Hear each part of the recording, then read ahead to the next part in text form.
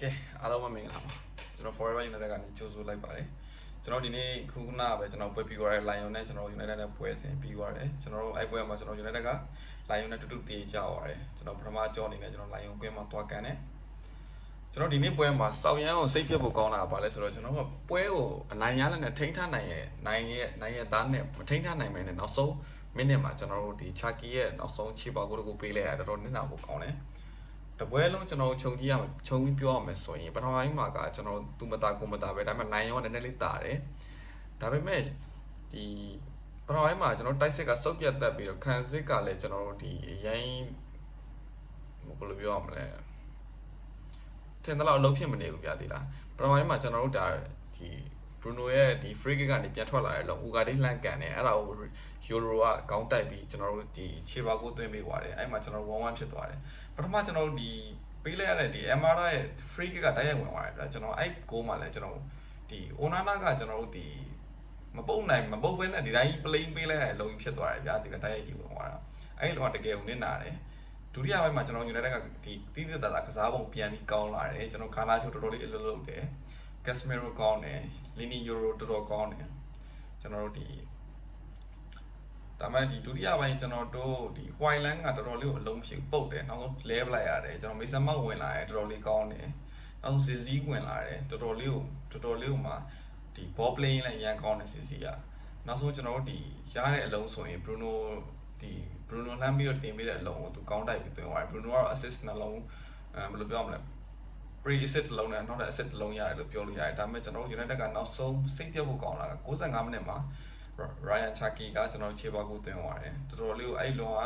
Onana ပုတ်ထုတ်လိုက်တဲ့တုန်းရှန်ထွက်လာတော့သူကအသားလေးပိတ်သွင်းပြီးတော့ကျွန်တော်တို့ဒီတူဖြစ်သွားတယ်အဲ့တော့ပထမကြော့မှာကျွန်တော်ကဒီပုံတူဖြစ်တဲ့အတွက်ကျွန်တော်အိမ်ဝင်းမှာတော်တော်လေးကိုမှ Old Trafford မှာတော်တော်လေးရုန်းကန်ဖို့အနေထားရှိတယ်မလွယ်ဘူးဗျာတက်ပြောလို့မရအောင်နိုင်မယ်လို့လည်းတက်ပြောလို့လည်းမရပြန်ဘူးဘာဖြစ်လို့ဆိုတော့ကိုယ်တင်နေထားကိုယ်ဒီဆုံးပဲအခုပဲကြည့်ပြီကျွန်တော်2-1ဖြစ်နေရတယ်တူပြန်ဖြစ်သွားတယ်ချက်ချင်းဆိုလိုပဲဒီခဏဘလောက်မှမကြားလိုက်ဘူးဗျာဒီလားအဲ့လိုဖြစ်သွားတော်တော်လေးကိုမစိတ်ပြတ်ဖို့ကောင်းတယ်ဒီတိုင်းဆိုကျွန်တော်အိမ်ဝင်းမှာဆိုတော်တော်လေးကိုမှမလွယ်ဘူးရုန်းကန်အောင်မယ်ခံစင်ပိုင်းကတော့အများကြီးပြောစရာမရှိဘူးအဓိကကိုသမားပဲကိုသမားမလိုလိုက်တဲ့အလုံးတွေကို play တွေလှုပ်ပေးနေရတာကပြဿနာပဲဒီကိုသမားကကျွန်တော်တို့ဒီသူကမာတစ်ကိုသတင်းစာရှင်းလင်းပွဲမှာပွဲချုပ်သတင်းစာရှင်းလင်းပွဲမှာဘာဖြစ်နေကြဖြစ်တယ်လေသွားတိုက်တယ်ဟိုကောင်ပြန်ပြီးတော့ပြောတယ်မင်းကသမိုင်းမှာမန်ယူသမိုင်းမှာအဆိုးရွားဆုံးကိုသမားပဲဆိုပြီးတော့ပြောတယ်ရှမိုက်ကယ်တို့ဒီကီယာတို့ဘာနာဆာတို့ဆိုရင်ငါမပြောဘူးအခုကမင်းပြောတဲ့အတွက်ငါပြန်ပြီးတော့ပြောရခြင်းဖြစ်တယ်ဆိုတဲ့အနေအထားမျိုးပြောရတဲ့အတွက်အခုကိုနာနာသူ့အနေထားပို့ပြီးတော့ရှက်ဖို့ကောင်းတယ်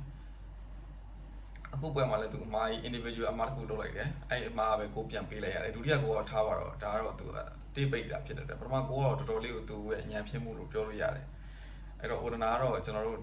PR တွေများစွာနဲ့ရင်ဆိုင်ရမှာကျင်းနေတယ်ဘာဖြစ်လို့ဆိုတော့သူ့ရဲ့ lesson ကလည်းတော်တော်လေးကိုခြာတူးလာမယ်တကိုးပေးပဲအဲ့လိုဖြစ်နေတယ်အများကြီးလည်းမဖတ်အောင်ခံစစ်ကတော်တော်လေးကိုမှချစ်လေးနဲ့တော့တန်ဒီ Mazraoui ရဲ့ Euro ရဲ့ Maguire ရဲ့အကောင်းဆုံးသူ့ defense လုပ်ပေးထားတယ်ဒီလား block တွေလည်းအများကြီးလုပ်တယ်တော်တော်လေးကိုကောင်းတယ် Mazraoui ဆိုငြိမ်တယ် Euro ဆိုတော်တော်ကောင်းတယ်ဒီည performance ထွက်တယ်လို့ပြောလို့ရသူတို့လည်းပထမဆုံးဂိုးရတာဖြစ်တယ်အသက်ကငယ်လေးနဲ့အခု United မှာပထမဆုံးဂိုးသွင်းပြီးEuro ကအများကြီးကျွန်တော်တို့အားထားရမယ်ခံစင်မှုတစ်ယောက်ပဲအများကြီးလည်းညှို့လင်းလို့ရတယ်ဒီနေ့ win back မှာဆိုကျွန်တော်တိုကူဖြတ်တင်မတော့ကောင်းတယ်ဒါပေမဲ့သူ defense လိုက်တဲ့အပိုင်းမှာကျွန်တော်အားမရဘူးတိုက်စစ်ပိုင်းလည်းအရင်ဘောလုံးလူတဲ့အပိုင်းတော့ကောင်းတယ်ဒါပေမဲ့အားမရဘူးခါနာချိုကတော့တော်တော်လေးကိုစူးစမ်းလာတယ် Bruno ပဲထုံးစံတိုင်းသူကတော့တက်တည်အများကြီးပြနေစေကျွန်တော်တို့အဓိကဒီနေ့ပွဲမှာတော့ဒီ Euro ရန်ကောင်းတယ် Casemiro ကောင်းတယ်ခံစစ်ပိုင်းတော်တော်လေးချစ်လက်တယ် win back မှာဖြစ်တယ်ကျွန်တော်ဒါတော့လည်းမစိုးဘူးဒါဘောလုံးတွေမလိုဘဲနဲ့အပြတ်များနေရတော့နည်းနည်းတော့စိုးရိမ်စရာရှိတယ်အဲ့ဟာနေပဲကျွန်တော်တို့ကတံမြတိုက်စစ်နေပြန်ပေးရတာမာကင်းနဲ့အလူကြီးတွေပေးလိုက်ရတယ်ပြီးတော့ကျွန်တော်တို့နောက်တစ်ချက်ကဘာလဲဆိုကျွန်တော်တို့ဒီကွင်းလက်က Ugarte ကကောင်းတယ်အပြတ်ကောင်းတယ်